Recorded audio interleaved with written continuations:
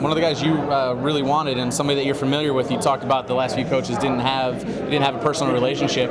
How much did that personal relationship lean into this decision?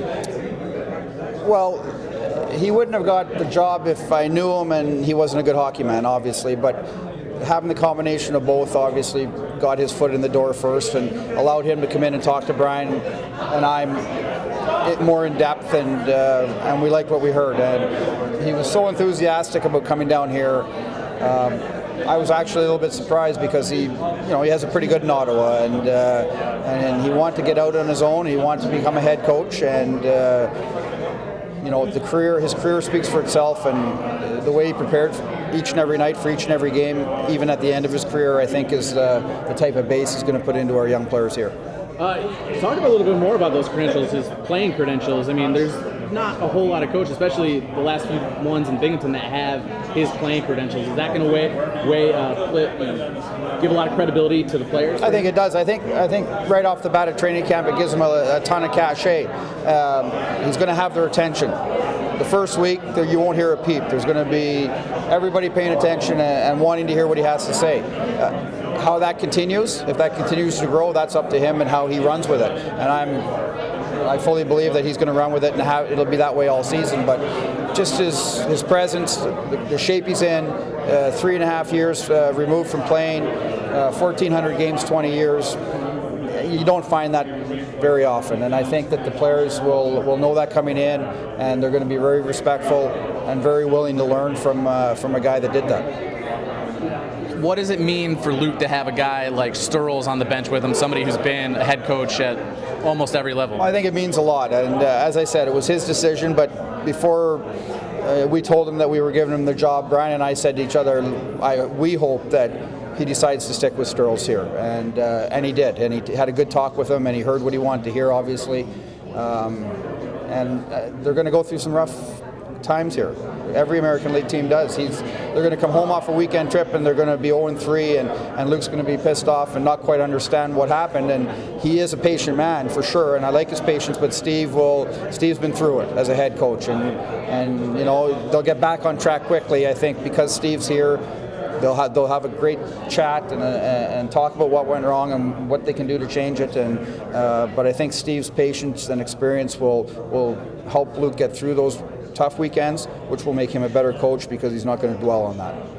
The way minor league sports work, you would like to have a winner here in the AHL, but the main job is to build a winner for that NHL team, and sometimes that creates a little bit of friction with the fans. How would you describe the relationship between Binghamton and the Ottawa front office now? Well, I think 2 years ago it was a great relationship. I think winning the first championship in Binghamton history, I believe, people were pretty happy and kind of forgot the knocks they had against Ottawa. And then, we follow up this year finishing last in the league, and I'm sure that they're sour with us again, but you're never as bad as you look, and you're never as good as you look. You're always somewhere in between, and I think we were one player off last year of contending for a playoff spot. We lost him in August, our marquee free agent signing last year, Sweat. You can't replace those guys in August, but we're fully aware that they want to win here, and I think winning is part of development. So putting 20 kids on the team and losing every night is not what we consider development. We want to put good young kids on the team here. We want to have a couple of real good veterans they can follow, and we want to win more than we lose. We snuck into the playoffs here. We won the championship. I think you see that in the National Hockey League all the time now. All you have to do is make the playoffs. You don't have to be a first place team. You have to make the playoffs to have a chance, and that's our goal. They were inexperienced last year, the people in B-Sens uniforms, but with another year of experience, can Bingo get right back into that playoff? I believe so. I believe that Hoffman going into his third year is going to have a big year. Canoni going into only his second year, but a little older player is going to have a big year. I think the three defensemen, whoever's here, Borowiecki, Weirkoch, and Gryba, they finally got some experience. Two of them going into their third year, and Borowiecki going into his second year. So if those guys are here, they're going to make huge strides just from going through that playoff run and then having a full season here last year. And there are other young guys. We had a lot of first-year guys last year. I believe 15 guys off the championship team are gone. 7 in Ottawa and 8 gone to other organizations. So there was a big turnover, and it's hard to win with that big a turnover. But I think now we've got some steadiness here. I think guys are getting used to the league, and I think the new guys coming in, whether it's Silverberg, Zibanejad, Stone, whoever, these are top end guys where they played before. So the transition won't be as huge as it is on a kid that we maybe took in the 5th round that's coming in. One more question before I let you go. You guys are really deep at goaltender, especially with the acquisition of Bishop and him spending time with the big club next year.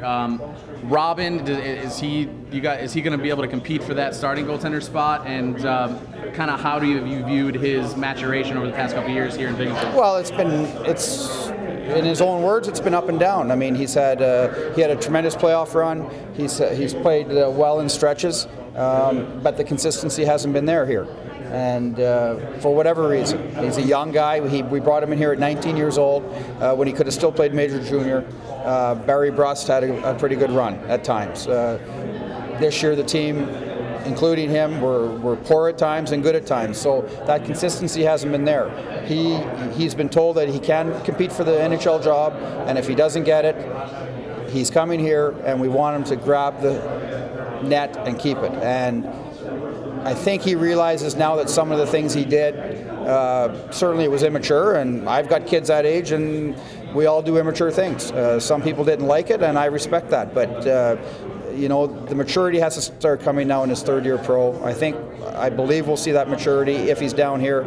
I believe we'll see a starting goalie that we've been expecting to see, and if he's sent down here, he knows he's one injury away from playing in Ottawa and maybe starting in Ottawa. So he's got to be sharp all year and be ready. And whether that's up there or down here, and if it is down here, I expect him to be very good.